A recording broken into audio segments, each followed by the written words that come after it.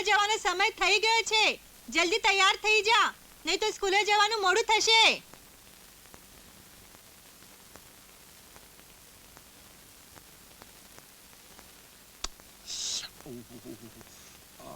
પપ્પા, અરે આવો દીપક રાજા આવો.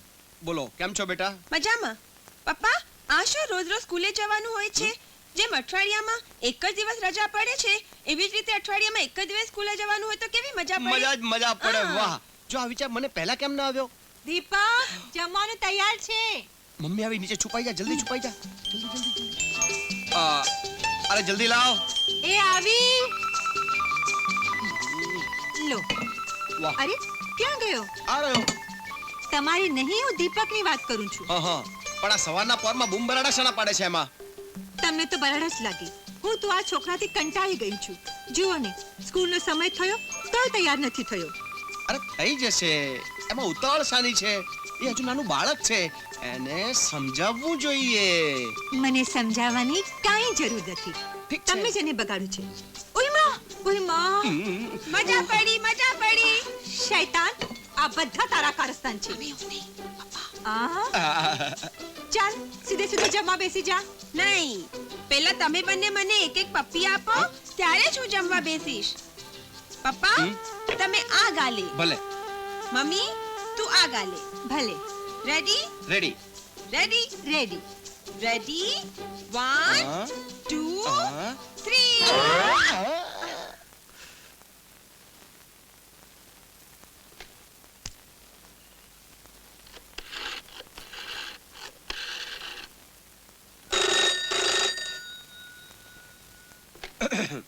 Hello, Amar speaking. જો અમર, મારે પૈસાની તાત્કાલિક જરૂર છે. શેઠજી, પણ આપણો વાયદો આવતીકાલનો હતો ને? મને 8 લાખ રૂપિયા અત્યારે જ જોઈશે. શેઠજી, પણ 8 લાખ રૂપિયા તાત્કાલિક? એ હું કાઈ ના જાણું, મને પૈસા અત્યારે જ જોઈશે, સમજો? શેઠજી, હેલો.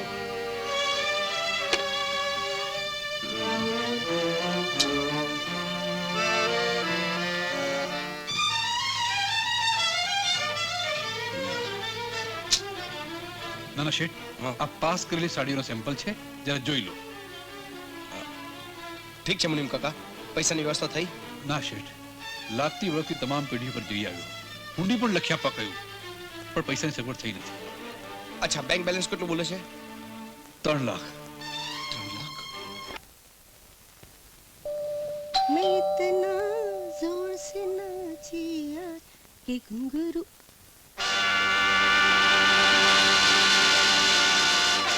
ગૌતમ શેઠ અહીં રહે છે? જી હા, આવો, અંદર આવો.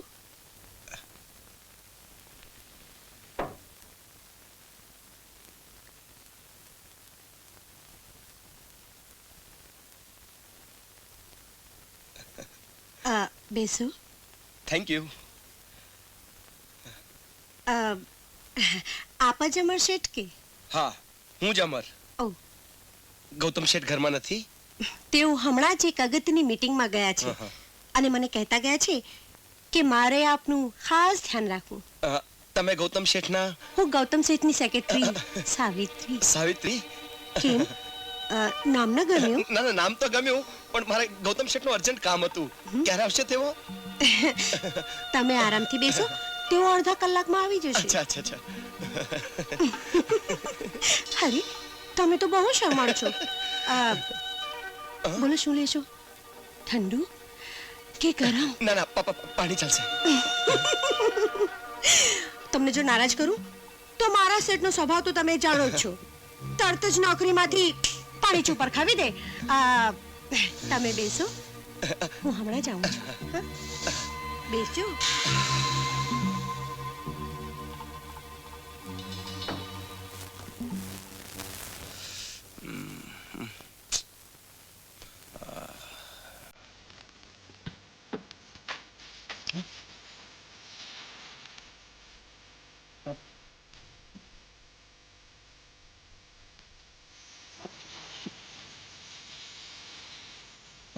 એક કલાક થવા આવ્યો, હજુ સુધી ગૌતમ શેઠ ના આવ્યા? અરે હા, હમણાં જ એમનો ફોન હતો. એમણે મને કહ્યું હા? કે 11 વાગ્યા સુધીમાં તો હું જરૂર આવી જઈશ અને આપને ખાસ બેસવાનું કહ્યું છે.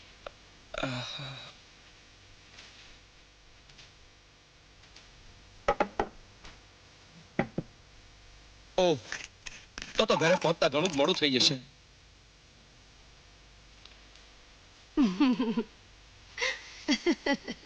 કેમ રાતનો મોડેથી ઘરે જતા ડર લાગે છે?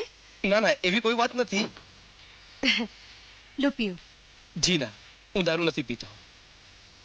અરે મિસ્ટર અમર, આ તો મોડર્ન જમાનો છે અને અમારા શેઠ તો લાખોનો ધંધો દારૂના ટેબલ ઉપર જ કરે છે.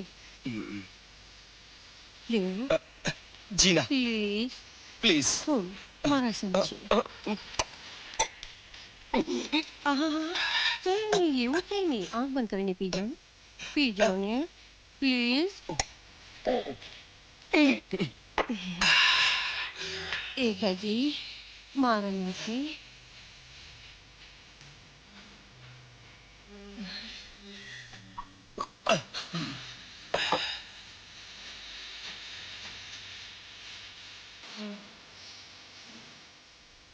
શું થયું? દીપક બેટા, બહુ મોડું થઈ ગયું, ચાલ જમી લે. નહીં, હું પપ્પા સાથે જ જમીશ. કયો ને જમી લે. નહીં, હું પપ્પા આવશે ત્યારે જ જમીશ. દીપક ચાલ. ભાભી, કોઈ દિવસ નહીં ને આજે ભાઈને આટલું મોડું કેમ થયું હશે? તમે જાઓ ને કપડાં બદલીને આરામ કરો. દીપકને હું જમાડીશ. ભલે, હું તો તારાથી કંટાળી ગઈ છું. દીપક, તું મારું કયું નહીં માને? નહીં માનું. નહીં માને? નહીં માનું. નહીં માને? માનીશ કોઈ બા. શરમના નામ પર બે શરમ બનવા બે ઘૂંટ પીલો દિલભર. તમને મારા સમજે.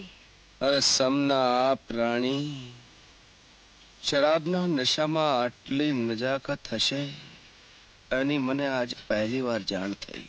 અમર, મને છોડી તો નહીં ચાલને. કોને છોડું ને કોને રાખું એ જ સમજાતું નથી. હું પરણેલો છું, એક બાળકનો પિતા છું. તું જ વિચાર કરી જોજે. પ્રણયની પાંખે ઉડતા પંખીઓની વિચાર શક્તિ નાશ પામે છે અમર. વાહ સાવિત્રી વાહ, તું મને 5 વર્ષ પહેલા મળી હોત તો. સમયની બધા એ સંસારીઓએ સર્જેલો ભ્રમ છે. સાવિત્રી અમર,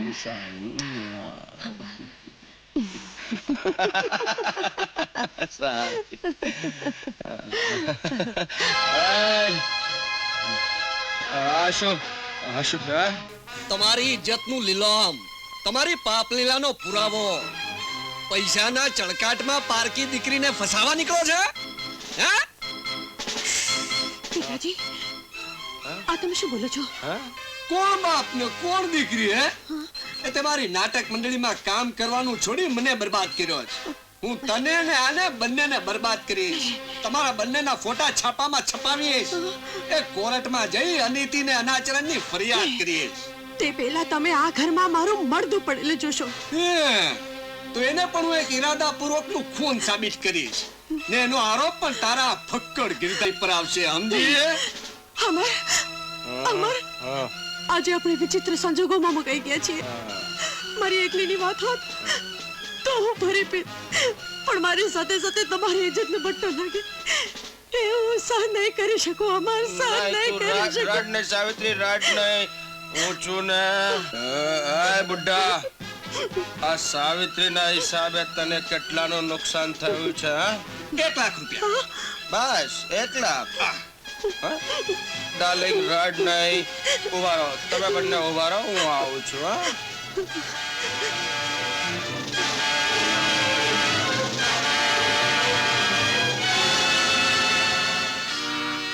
હા બુઢા, અહીંયા આવ.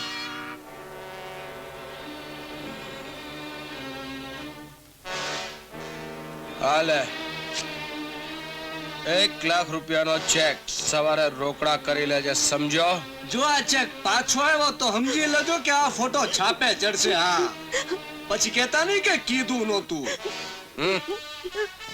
જોયો અમર, દુનિયામાં આવા પણ બાપ હોય છે નહીં સાવિત્રી નહીં, તું રડ નહીં માય ડાર્લિંગ. તારા આંસુ મારાથી નથી જોવાતા, તું રડ નહીં.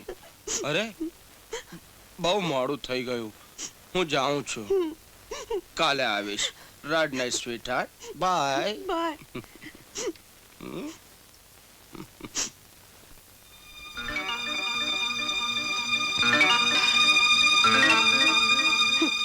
આજે તો મુનિમજી બી નથી મને આવ્યા. લાગતું નથી આજે આવે. કેમ?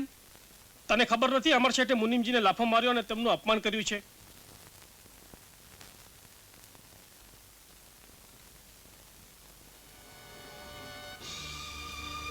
પિતાજી ક્યાં જાઓ છો પિતાજી?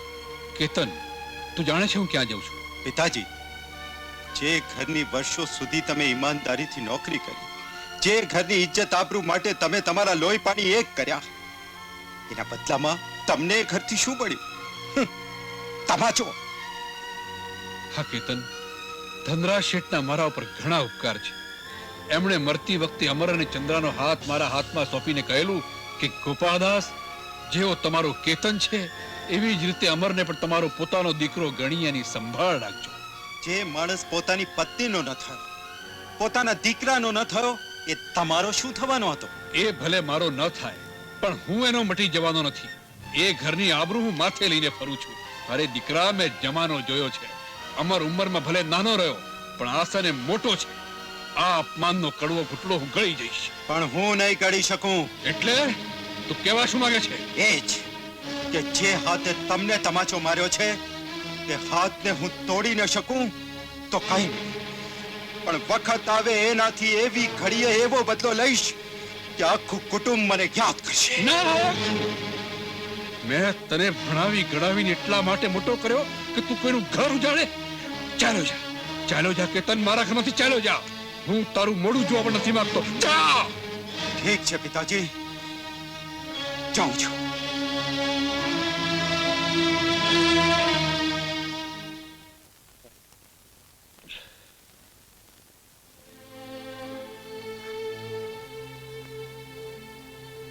આશુ ભાભી, તમારી આંખમાં આંસુ?